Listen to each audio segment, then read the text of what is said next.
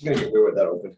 All right, so this usually starts going and it doesn't tell me it's going. So it says setting up the meeting right now. I guarantee that it's taping right now. So I'm just gonna start.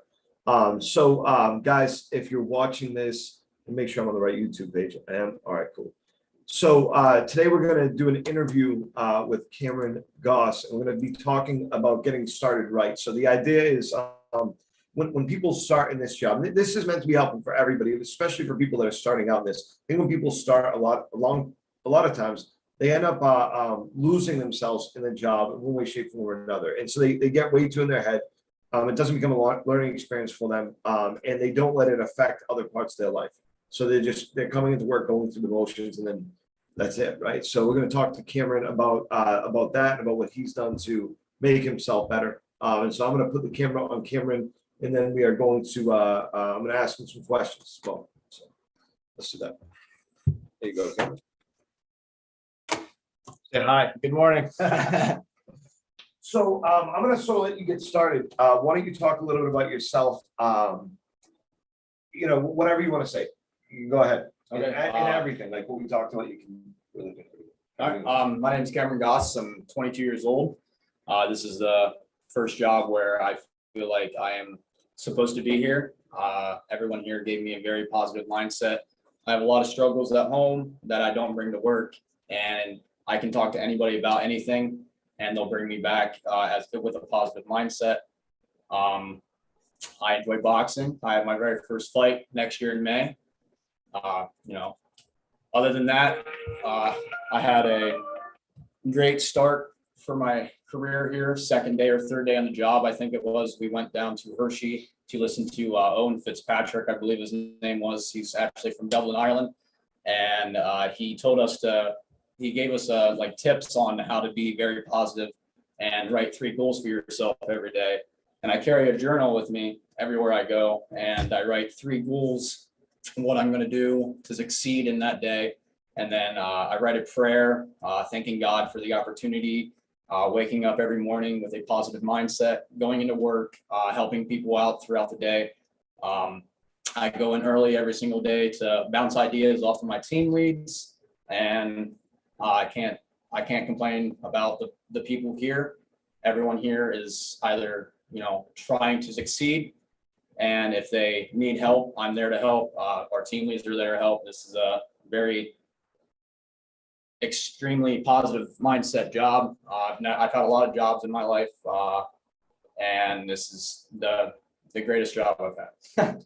Okay, good. And I know it can be tough to talk about it sometimes. Yeah. Like when you're putting words together and everything. Trust me, I do this. It's tough. Yeah. Tough. So the question I have for you. So you said that the day was day 2, right? That you went down to Hershey. 2 or 3, yeah. And then you were able to see the speaker and stuff like that. And then you said that you write down 3 goals from 3 goals that you want to accomplish every day, right? Can you give an example of one of those goals? So for the first goal, I write down how many leads I'm going to set every day.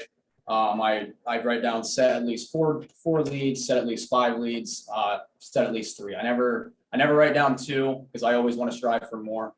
My second goal, I cook breakfast for my fiance every morning. I go on a 6-mile run or a 10-mile run with my dog. That's my goal every day. And then my third goal is to pray and thank God for the opportunity to finally succeed. And I've always wanted to be like a salesman or able to just talk to people for a living since I was 11 years old. And I feel like I'm very good at talking to people. And I thank him every day for the opportunity that I get to go out to the field. I get to meet, every door is different. I get to meet war vets. I get to meet people who are, 102 years old. Like, that's fantastic. They've been alive for a century. I just think it's fantastic. This job is, really taught me a lot. Everything that I learned from Owen Fitzpatrick, I wrote a lot of notes down, like 6 or 7 pages worth of notes from him. And I read them every single day before I come into work. Anything else? Yeah. Well, yeah, we're gonna keep this. This is gonna be a long time. That's gonna get like a hostage video. What did you do before you started working? I was a diesel mechanic, and then I was a landscaper. How long did you do the diesel mechanic job? I did that from 2019 to 2020. March 6th of 2020, I actually had a stroke. I I lost a lot of my strength. I was working a lot of hours every day. I never thought I could succeed in anything else. And then I started boxing again, getting my full strength back. And then I started being a landscaper, created my own landscaping company with my brother-in-law a year and a half ago. And now I have the chance to actually improve on my skills and go with Renewal by Anderson and talk with people. I just think it's fantastic. I love my job. Excellent. That's good to hear, man. And the obviously the person makes the job. Though there's a lot of people that succeed in this job. Like we have a very good group. You know what I'm saying? Which is great. It's awesome every day to be able to work with great people.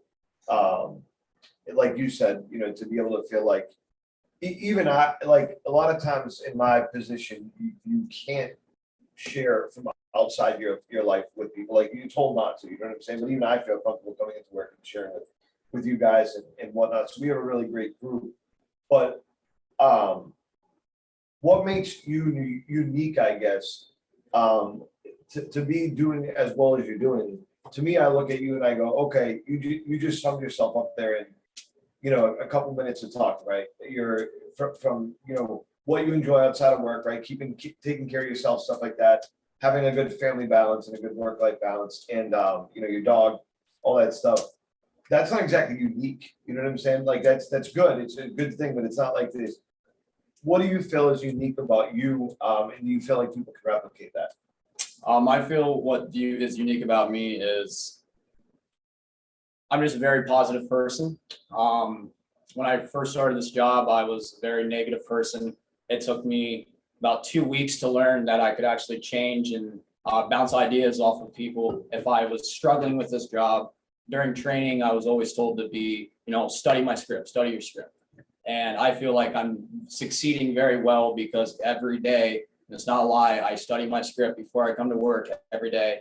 I'm very verbatim with my script. I'm very verbatim with my rebuttals. I may combine a couple of rebuttals at a time. But if I ever need help, I can go to anybody on my team. I can go to Paul Duffy. I can go to Harry. I can go to Seth Botchlet. I can go to anybody for help. And if you're scared, don't be scared. Just do it. It'll help you a lot. I feel like there's actually a kid named Joel. He just started here, and he is bouncing ideas off of me when we script test. And every morning we get into work, we script test, and everybody is quiet when I'm script testing to always learn what I say and what like when someone screws up. I interrupt, I help them out, I let them know like where they screwed up in the script, and then they say it again and they do it great.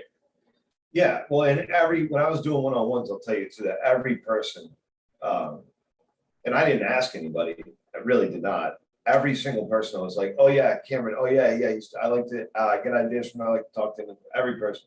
I didn't ask anybody, you know what I'm saying? I didn't say, who's your favorite person here? Who do you think helps you most? I just, like, it just came out, you know what I'm saying? So that's very, very good. And that speaks to you. You had a stroke when, how long ago was that? 2 years ago, March 6th. At 20 years old? At 20 years old. Yeah, so, do you feel like you were in good physical condition then? Like, what I know why that happened, but if you could expand upon that a little bit, if you don't mind, what that experience was like. I was in great shape. I was only sleeping, you know, there's 7 days in a week. I was probably sleeping a total of 3 days out of the entire week. I was working 70 to 100 hours a week. And I feel like I was putting way too much stress on my body. I wasn't sleeping a lot. I would, you know, drive off the roads a lot. I would fall asleep behind the wheel because I was, you know, I wasn't in a mental state of mind. I had a lot of stress. My job was very stressful, and it took me almost a full year to gain my entire strength back. And here I am. I'm in great shape. I have a fight next year. Anyone's willing to come to it. I mean, I'll definitely go for sure. Do you know where it's going to be at yet? I think it's at the Berwick High School. Cool. Okay. Cool. Excellent. I'll tell you. Remind me to tell you a story out there about when they gang you box matches. Okay. It was funny. They had every year they would hold this big event. It was pretty cool. So what was the hardest part of coming back from the stroke? Getting healthy again. I was diagnosed with full body tremors, and that's an early sign of Parkinson's disease. Can you show them? I mean, I shake a lot, and it affects me when I'm out on the field. You just gotta take a lot of deep breaths, understand that you got to talk slow. I can't talk fast. If I stumble between words, I apologize. I don't explain what's going on, but I take a lot of medications for my tremors, and actually go to a neurologist on August 11th to get more medications to help it. It's getting a lot worse. It's going into my legs. It affects me when I'm walking, so I got to take breaks sometimes. Yeah. And other than that, I feel great. Boxing actually really controls my tremors a lot. Just like Muhammad Ali, he was, one of the world's greatest boxers. He had Parkinson's disease, and what controlled his nerves was boxing, and it controls my nerves as well. Yeah, once he stopped, that was when it started to. Yeah, when he stopped, it went downhill very, very bad. Yeah, a lot of things can be helped by keeping yourself healthy for sure. Now in the job, what is the hardest thing for you to still overcome? Like, what is the most difficult part of what you do? Like, how do you, go ahead. Yeah, I just feel like the hardest thing to overcome is if I'm having an episode with my tremors. That's the hardest thing to overcome. If I'm talking to somebody at a door and I start having an episode, I lose all control. I can't talk. I shake a lot. And then I apologize. I just say, if you're ever interested in that free inspection, just feel free to reach out. That's when I lose customers the most, is when I have episodes with my tremors. Okay. And what do you think your biggest strength is? My biggest strength is personal connections. That personal connections is key. The first door I knock on, I want to learn about their entire life, so that every single other door that I knock on, I can take that to the neighbors, be like, hey, I just talked to Sally down the road here. She's been in the neighborhood for 30 years. Her husband is an old World War II vet. He's 98 years old. So, just some stupid shit like that. Just to learn everything about the person's life and then move on. I start a personal connection as soon as I introduce myself. If they come out with a negative attitude, I mention their landscaping. I mention like a flower on their property or something. And it brightens up my day, looking at someone that's frowning and then turning it into a smile. Yeah. Excellent. What is your goal ultimately? Like look a year from now, in every facet of your life, what's your goal? So like goals. The goal in this job, or both? So my goal is So my goal is to propose to my girlfriend when I go to Arizona in September. What if she sees this? Oh, well, news is out there now, so don't show her. Don't show her. Well, and my goal is to run my own team, be a team lead next year, and have the best team in the RBA network. Excellent. Yeah, dude, we get like 4,000 views per video. She'll probably watch it. I'm just. It's all right. Well, don't show her though. She knows it's coming. She knows it's coming. Okay, all right. Yeah, I'm just kidding, but I figured that it's my gut reaction is like, what are you doing, man? What are you doing? Just because you don't want to. But that okay, cool. That's good. Excellent. I'm a new person that just started. I come into the office and I'm like, man, I don't know if I want to do this. I'm kind of lost. I don't know what I want to do. What do you say to me in that situation? I say, just take time. It'll get better. Talk to people. You'll learn that this is a very positive environment. Everyone's here to help you. If you come in, you're having a shitty day, just go to somebody. Talk to them. You can, go to the warehouse. You can go anywhere else. You can be one-on-one with one another. Anybody is willing to help you, willing to talk things through with you. And if you're like, oh, I don't think this is the job for me, just be like, what, take it time, talk to your boss. Anyone's willing to help. Okay, cool, excellent. So take time, I think, is the biggest thing out of that, Yeah. right? What about if I come in and I'm having trouble, let's say, deciding whether or not I want to utilize the system? Like, how important do you think the system is to the script, the system? I feel like following script is what you're supposed to do. Be very verbatim with script. Don't cut out, like, if we cannot give service to you. That really makes people happy, because you're actually being on their side. Like, if we cannot be of service to you, we would be glad to recommend someone who can. And then when you say, assuming though we can help you, we'll show you our windows, and I add into the script about the composite based material because, a lot of other window companies are vinyl, they're wood. And when I add that into the script, they're like, oh, wow, you guys have a composite based material. Like, that's awesome. I'm like it really like makes people happy. And as soon as I introduce myself, I start with a personal connection. I don't even go into window problems right away. I'm like, how long have you owned the property? And if it's a new homeowner, I talk to them for at least 20 minutes. And I just want to learn about their lives and learn where they came from, why they moved to a different neighborhood, what they do for a living, like what their hobbies are, you know what I mean? Yeah. And then I go, the only reason I stopped out here, and then I point out window problems. If people didn't notice any window issues, I'm like, if you don't mind to step out here, I'll show you exactly what I'm talking about. I'll explain everything, and then I'll explain potentially what it will lead into, and then I'll make my suggestion. Okay, cool. Excellent. So you're taking the not just time, but I mean, a lot of people get nervous, I think, about doing stuff like that. And so you're kind of getting over that, or not getting nervous about it. That's good. What else would you add to this video? To this video? For whoever's watching, if you want to call me, text me with any questions, get my number. It's 570-452-4392. It's on YouTube for you guys. You can call me and you can call me and text me with any questions you want. I will answer them honestly. I will answer them respectfully. And if you're struggling with anything, and if it doesn't help, just keep texting, keep calling, and just I'll honestly start with personal connections. Because if you're going out there, you're talking monotone, and if you don't have a smile on your face, you're not going to get the results that you're looking for.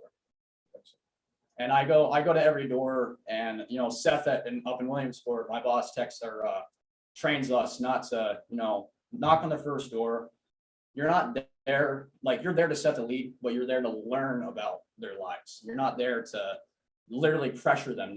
Don't pressure people into an appointment. If they're not interested, go for a callback. If they're not interested in for a callback, be polite, tell them thank you so much for the opportunity to let me talk to you here. If you ever are interested in the future, just feel free to reach out to Renewal by Anderson. And then you wave, you smile, you go on to the next door.